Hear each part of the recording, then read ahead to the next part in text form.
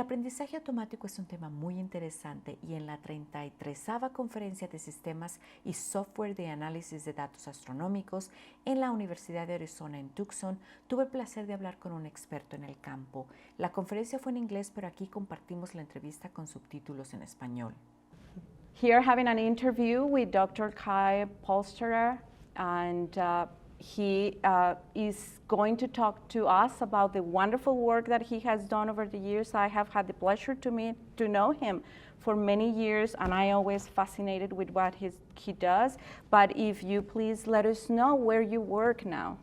Yeah, hello everybody. So my name is Kai Polsterer. I'm from the Heidelberg Institute for Theoretical Studies, and my research group is on astroinformatics. It's at the intersection between computer science and astrophysics, and that's how we always meet over the years at ADAS conferences, because without software, without data access, there wouldn't be data-intense science. So that's why I'm here, that's why we are talking. Yes. Thanks for having me. No, that's wonderful to have you. And actually, I was learning that you got first, you studied computer science, right? That's right, that's right. I first studied computer science and did a minor in medicine, actually. Oh my God. Because I was always interested in different things, but I was always a hobby astronomer. So that's why I studied physics and did my PhD in astronomy and physics. So I always say I'm computer scientist by head, but astronomer by heart. Yeah, but also I think that helps you to, at the beginning you started with astronomy when you graduated, but then you moved to do machine learning, right? And I think probably your background in computer science helped you to immerse yourself easier in that field. Yeah, I think it was already my third lecture I had, must be more than 20 years ago in computer science, was on AI systems actually back then. And I still remember when I did my PhD thesis, machine learning was a topic where a lot of supervisors would have said, now, here we do a physics PhD, machine learning, AI, it's not the future, don't do this. And now, doing it for 20 years, you're sort of overrun because everyone does machine learning in astronomy. Now. So I have seen your publications that you introduce a lot of machine learning. So, and it's most of the things that you do also you introduce that concept. Why do you think it is important in astronomy to use machine learning and the different fields that you have been using it? It is not just one single topic in science. You have used it for different things. Yes, exactly. And I think the beautiful thing we have in astronomy is we have mind-boggling problems. Time series, for example, in astronomy is completely different to time series on the stock market. We have gaps in between. We have different kind of noise. You don't have noise on the stock market data. So the problems we have are really challenging and interesting. And on the other hand, it's so cool to have this rich and very interesting data available, and we share it, so it's publicly available. If you work on medicine problems, for example, it's always an issue protecting the personal rights of the individual humans that are involved in the experiments. A AGN does not care, a supermassive black hole in a galaxy does not care if the data is not treated respectfully. So we have free data, we have challenging problems, and I would say we have the coolest questions in the universe, because we want to understand where the universe comes from, how it evolves. We want to understand, is there life outside? And those are the really huge challenges I, by heart, think are what makes physics and astronomy so interesting. So free data, very complex problems, and it's a perfect playground to do machine learning and astrophysics, actually.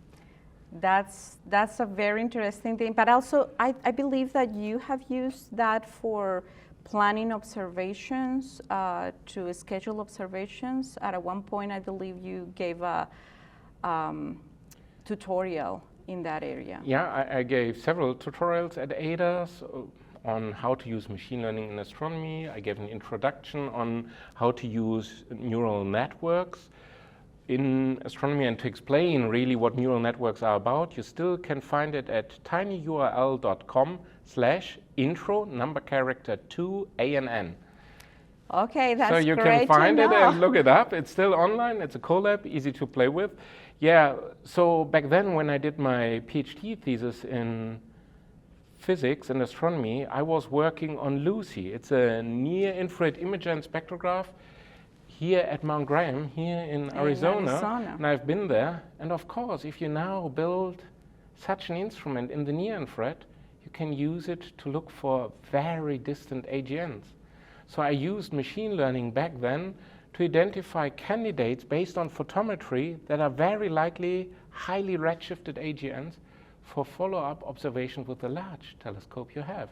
Because the supermassive large holes, I think, are always meant like you drill a hole in the sky at a certain tiny spot, you get a very rich and intense data set, but you need the survey astronomy to allow you to figure out where to drill the hole. And that's what I use machine learning for. So in that sense, it's observation planning. You use machine learning to figure out how things work. I also used machine learning to control, Lucy is a cryogenic instrument, so it's really cool inside to be able to observe in the near-infrared. So we have a robot arm that takes slit masks for multi-object spectroscopy in the cryogenic instrument into the focal plane. And because of the limited space inside, under different kinds of rotation, gravity worked on the robot arm differently. And so I used machine learning optimization algorithms, so the system would, while operating, automatically adapt the robot arm and automatically compensate. If things got stuck, it recovered automatically using very simple optimization. So yes, I'm using it in many things. In many things in astronomy and also in different fields. Very powerful, which I think that it is wonderful. So if you talk about the slit in spectroscopy, can you explain to people that don't understand much what that means on a slit, just briefly? Yeah, so the idea is if you want to get more detailed information of the universe, you want to do spectroscopy. So you take the light of a source, disperse it like you know it from a prism or a glass of water. So you see the nice rainbow, and there are some really cool covers actually in music from cool bands we remember with the prism on top. Yeah, so many bands actually did. And you disperse the light, and that allows you to get very detailed, distinct informations at different wavelengths, and that tell you about certain ongoing physical processes. You need that. So this is dispersion of light. But now if you want to disperse light, you have the problem that the spatial axis with the wavelength axis start to overlay. By putting a slit in front of sources, you can sort of limit the information you want to have. So you confine the aerial information to the width of the slit, and you use a dispersion of it along the other axis to learn about the wavelengths. So the idea in Lucy was not to have a single long slit. There are also long slits in it with different width, so it gives you a different resolution. For all of those interested in that, there's really cool YouTube videos online to learn about those things. But Lucy had multi-object spectroscopy, so you take an image of the sky beforehand, then you figure out I want a spectra of this, this, this, this. You use a high-precision laser cutting machine to cut slits into alloy masks, and you use those alloy masks in the focal plane of the instrument to really select distinct sources. And that makes it so powerful, because taking images takes minutes or hours. Taking spectra takes far longer, because by dispersing the light, you lose the amount of photons you collect for a certain wavelength. To get to a certain signal-to-noise ratio, you have to integrate longer over time. That makes it complicated. Now with multi-object spectroscopy, you take a lot of spectra in parallel and make better utilization of the very expensive telescope time. That's wonderful. Thanks so much for the explanation. It was a little bit longer, sorry for that. But if you ask me to explain it, I explain it. That's fine. No, that's fine. What is the kind of research that you are doing now in this moment? That the poster that you brought here to this conference, what are you doing now that is so interesting? Yeah, my group, the Astroinformatics group at HITS, we focus on two aspects. one aspect is machine learning to really answer some of the bigger questions in astrophysics. That's one of the big things. And the other big thing is infrastructure. How to make data available to the researchers all over the world. And the tricky thing is data got so rich, so large, so complex. And I'm not using the term big data because this is just merchandising stuff. Yeah. But without the right techniques, finding the information, finding the elements, the data you're interested in, is tremendously complex. I now got involved in a project for simulations because we often just think of observatories producing data, but also simulations are a very rich source of data. And it's different data, it's more complete, it's covering full physical spaces. It's not something we observe with noise, it's something we simulate based on very fundamental physical laws. And simulation data is rich and large, and now the question is, how do we deal with this even more increasing amount of data when we come to exascale computing, even larger simulations? So we are now involved in space.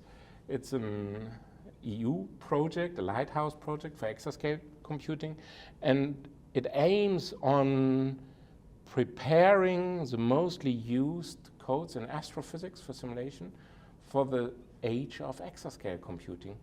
On one hand side, that means making the codes scale better for the simulations.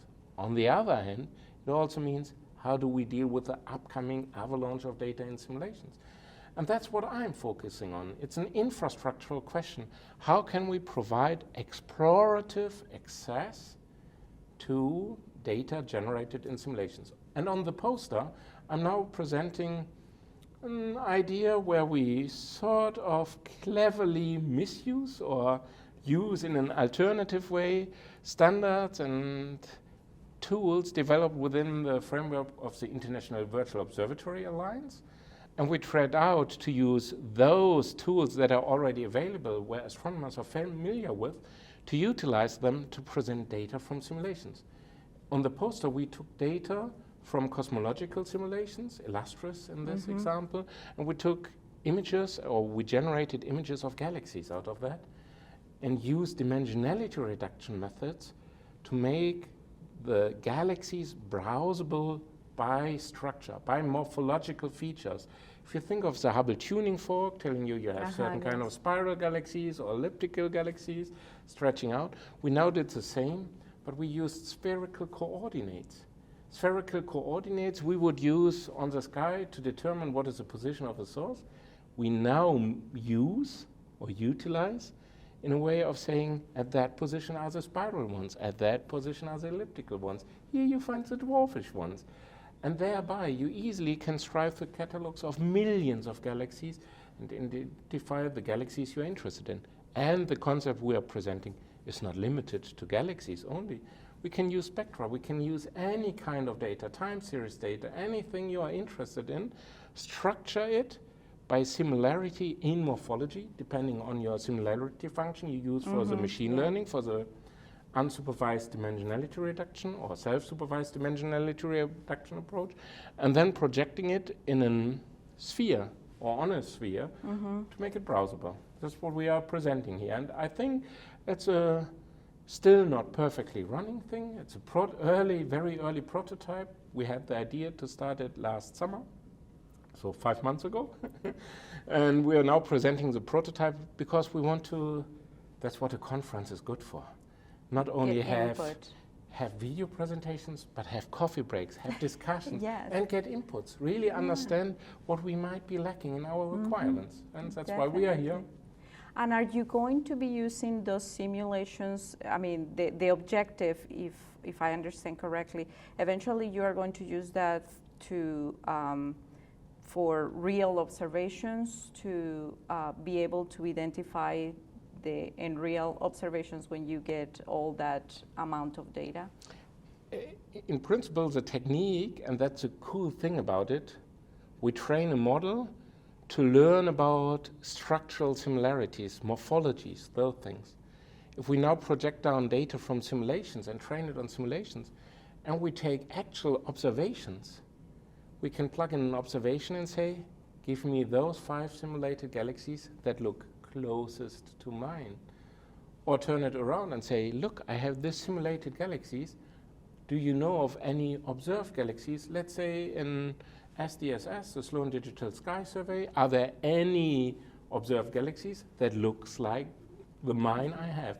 And by having the possibility to compare the real observed world and the virtual simulated world, we can figure out where we might have shortcomings in our understanding of how to model the universe. We can enrich our knowledge about the physics ongoing, and that's a cool concept behind it. You structure things by morphology, how they look like, and by doing so you can learn things. We also are playing now, I have a postdoc working on that.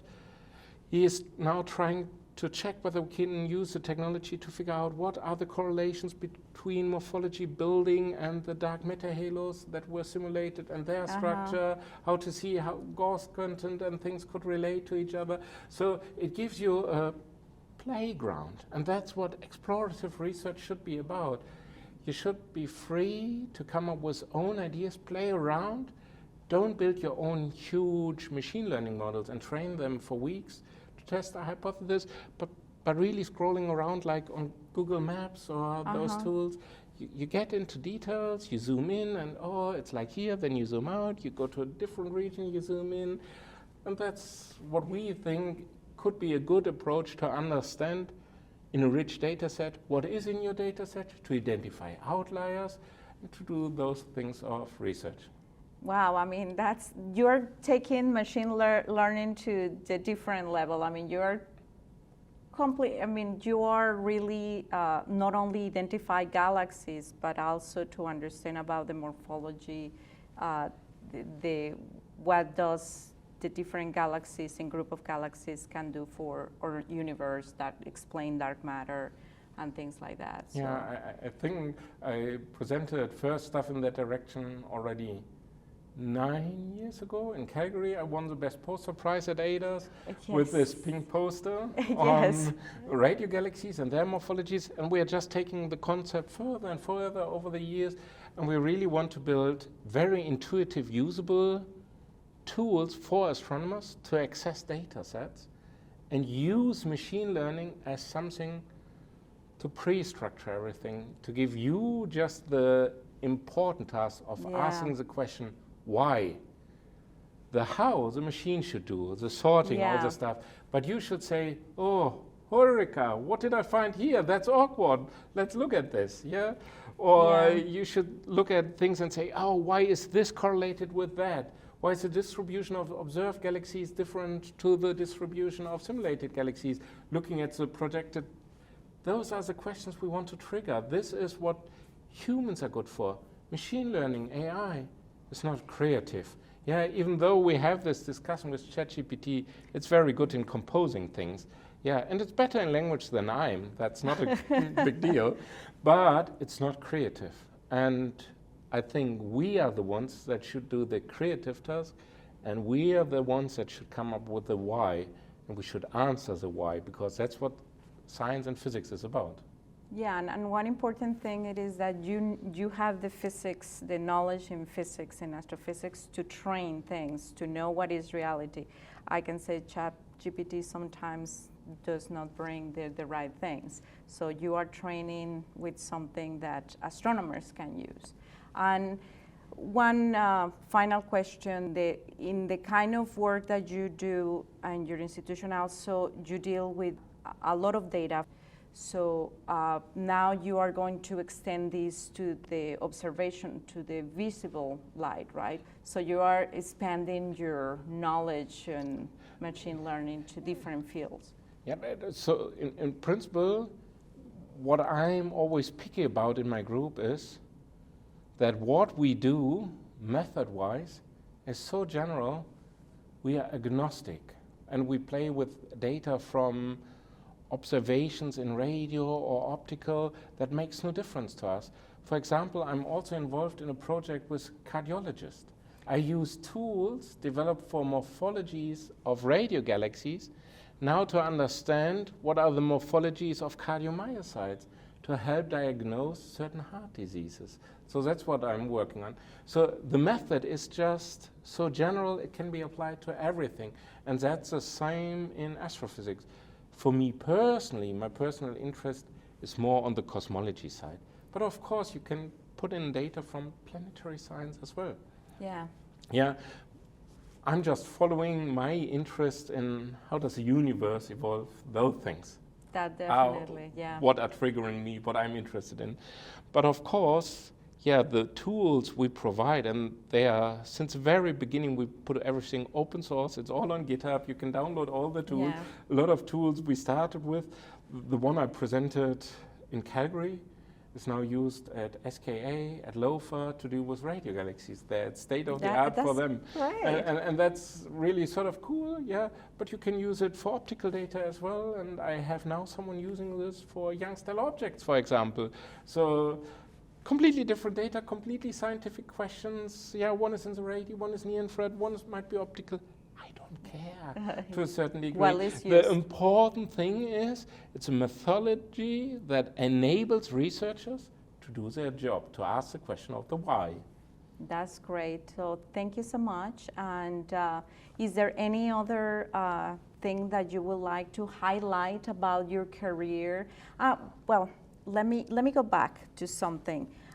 You have several students that now work with you, and I think you like also teach all those things to young people, to the new generations that are going to come later. How many students do you have now? I always prefer just to have a smaller team. Yeah. So at the moment I have 2 PhD students, a bachelor and a master student. So I think a good supervision means Definitely. a good ratio. And I'm just taking the really best ones. And I'm very picky with selecting the ones. Yeah, because I want students that are encouraged by themselves. I shouldn't be the person to push on them and say, get things done. I want people that explode because of ideas, and I'm just there calming them down and guiding them a little bit, because that's what research is about. Of course, I'm teaching with experience, but on the other hand, I'm guiding with experience. And the guidance process is the necessary step to become an independent critical researcher. Yeah. And it's not creating a second me. That's not what we want. But you touched upon a point I consider very important. We see this extremely rapid change in demands of skills. But universities seem to be so slow in catching up and changing their curricula and preparing the next generation of researchers. At least that's my perception. And I think it's really up to the students also to invest a lot of time in getting those extra skills, in being prepared for those data-intense challenges, to learn about those techniques, because blindly applying machine learning is so easy. Yeah. But it's so dangerous, because if you don't critically question the outcome, you're not doing science, you're just applying A on B and get a result without C. knowing, yeah. And you don't know what the implication of it is. You really have to understand how algorithms work, what they do, what they are aimed for, and use them properly. And do proper checking of statistics, whether things are correct or not.